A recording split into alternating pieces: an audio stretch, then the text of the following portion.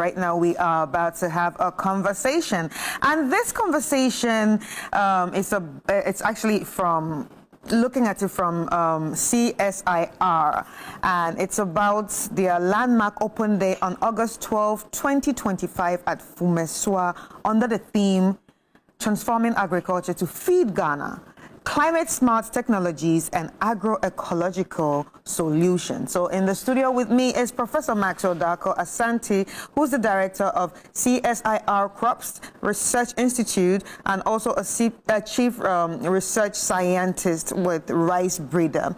And then we also have Dr. Kwaku Asante, who's a research scientist and principal investigator at ACE4CE. Gentlemen, you're welcome. Thank you. Thank you. All right. So now, let's just get straight into it. Tell us a bit about the CSIR-CRI Research Institute. Yes, so the CSIR-CRI Research Institute is one of the institutions of the Council for Scientific and Industrial Research, which is the CSIR. Yeah. CSIR has 13 institutions, and our institution, the Crop Research Institute, is the largest of those institutions. Right. So we work on all the food crops in Ghana and some industrial crops. We are very big on developing crop varieties and technologies associated with them. So many of the farmers cultivate technologies, varieties that we have developed. When the farmers tell you about new rice varieties, most of them come from CSIR and also from our unit. Right, and how is it actually important to develop some of these crops? So important. When you go to the groceries to pick the food, you don't usually know where it comes from. Yes, but farmers and breeders have worked together to bring out varieties that are more productive, more tastier. More nutritious, So plant breeding is a very important in the world, and plant breeders have even received Peace Prize. Because of the work that they have done. So plant breeding is very important, and we don't do it alone. We do it with the farmers. Well, you do with the farmers. Yes. All right. So, Dr. Asante, as a research scientist, what do you think can actually be done to help the farmers, especially when you look at people in the north? There's been situations of the rains are not coming. We don't know what to do. We even talked about it, I think, on Monday, and everyone is going like haywire, not knowing what to do right now. Yeah, thank you very much, and good morning to the viewers. Yes, so when we are looking at the climate variability and its effects on production, what it presupposes is that we need to have climate smart, approach to our production. So in that sense, we have developed the technologies associated with all the climate smart production systems to ensure that no matter where you are in Ghana or even in Africa, because we are in the tropics and we share common climatic conditions, you can actually find the technologies to go with your production system. So we have instituted Agroecology and Circular Economy for Ecosystem Services project. And through this project, we have established a multicultural technology park that, depending on the cultural practice, you can have a technology that is climate smart for that production system. Yeah. So when you look at the various principles around agroecology that go with the cultures or the cultural practices, you can look at input reduction. We've seen the scenario on the cases where Ghana has been so dependent on external inputs. During the COVID time, we suffered. During the Russia-Ukraine, we suffered. We literally suffer for everything that happens outside. Yes. So to break that chain, we need to shift now to agroecology, where your inputs are self-generated, you can sustain your production without excessive dependence on external input. Right. So as a principle, we have input reduction as part of the agroecology principles we are promoting at the technology park. We have recycling. We expect that we don't burn biomasses or you do slash and burn to degrade the soil environment. So that way you can conserve. If you are able to recycle your biomasses and apply them as different products, mulch, or compost and all that onto the soil, they strengthen the soil health. Right. And soil health is another principle we are advocating at the technology park.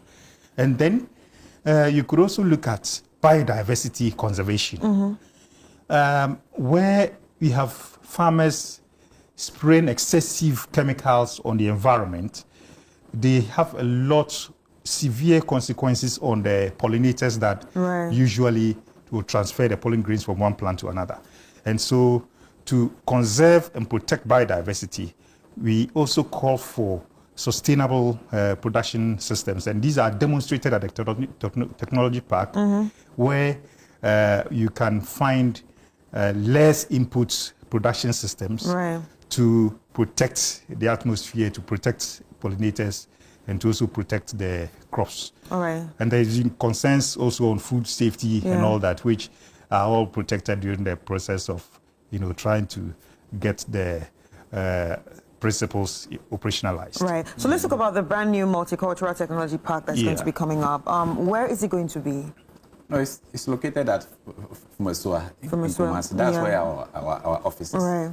Yes, and that's what Kwaku has described. Yeah. So we have a lot of climate smart technologies there that people can come and have a look at and also adopt. So it's actually a park that is open for everybody in West Africa, right? Yes. To even come and try your technologies there. Right. Yes. So right. it's And a very important part.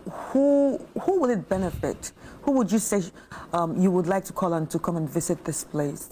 Well, so the bigger open day is not just for the multicultural park. Yeah. We are having a bigger open day to show all our technologies at CSIR. Yeah. Yeah. So two technology parks will be open. Right.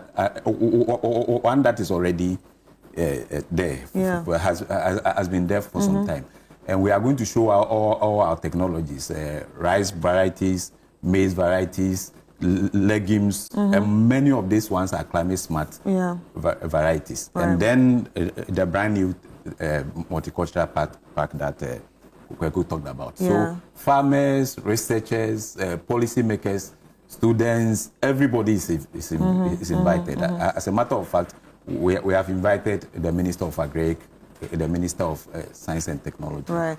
I'm actually really interested in the variety of legumes that you just talked about. Yes. So what are some rice varieties that we need to know about, or that we will see there on that day? Oh yes, so because many. Ghana is a very rice-loving country. Yes. So so myself, I'm a rice breeder. So recently, one of our biggest varieties is called CSIR-CRI. CSIR-CRI. Yes, and the farmers like it is. It's a jasmine type. When we say jasmine types, the one we love in Ghana. It cooks soft, long grain, aromatic.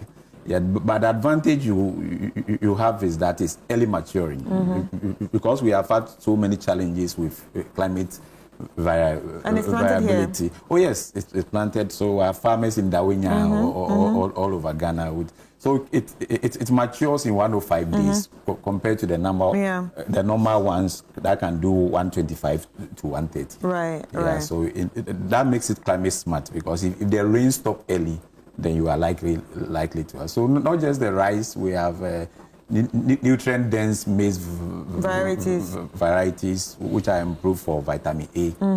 And then also recently even we have we developed common beans. Common beans.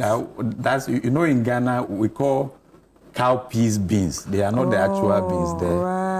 The common beans are the ones we use for baked beans. Oh, yes. So we have also recently released one that is very high in iron and zinc. Right. And also drought tolerance. So for crops we have many crops and many different varieties that you can come to. I'm also to interested in how are the crops and legumes actually tested? Because you keep saying this has iron, this has zinc, this has vitamin this and that. How are they tested for you to know that? That's a very good question. So we do that in the lab.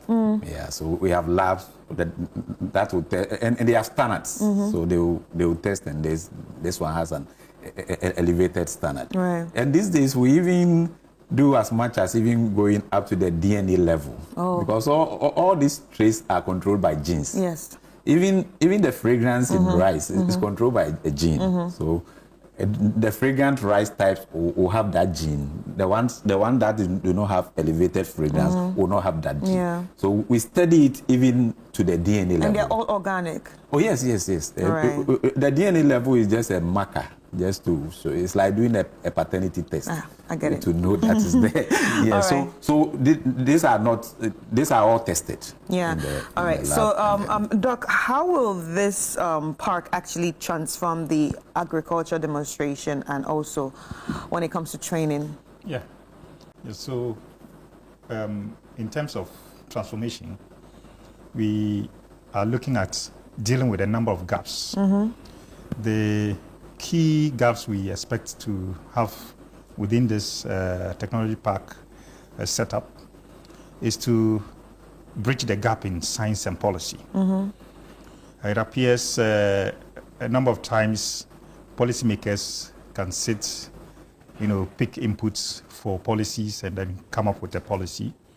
But practically, if you visit the technology park, you appreciate some of the principles that should go into agricultural and natural resource management policies. And then for farmers, these technologies are there for them to adopt and to scale. Yeah. Because what is not working historically can be solved by just adopting one of the technologies that is meant for the problem you were encountering.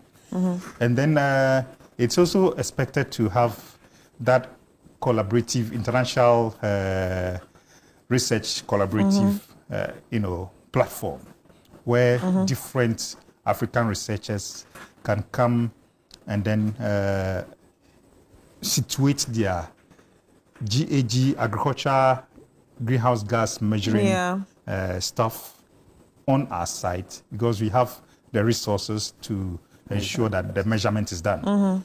Now, the interactions we've had already with the Ministry of Agriculture indicates that even Ghana, to benefit from climate funds that are floating all around, we don't have the emission factors to negotiate and secure some of these funds. Right. So with such a technology park, it puts us in a position where we can begin to carry out research works to generate the emission factors that Ghana needs as a country, to also be able to help our farmers to, solve their climate problems. All right. So this will be this park is actually open to the public from when?